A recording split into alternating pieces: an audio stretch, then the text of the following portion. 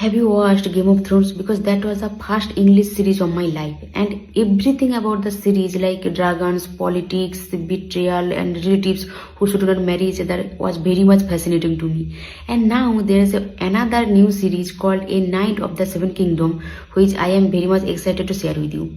The story is about a dunk and egg, and there is one tall fella with no money, and there is one small fella with too much destiny. Basically, Indian Jugaad meets medieval England, and the story is about honor, which today's world can learn about. And I think book readers will love this series because it respects the silence between words, and non-book readers will still like it because it still punches people. So now listen to me carefully.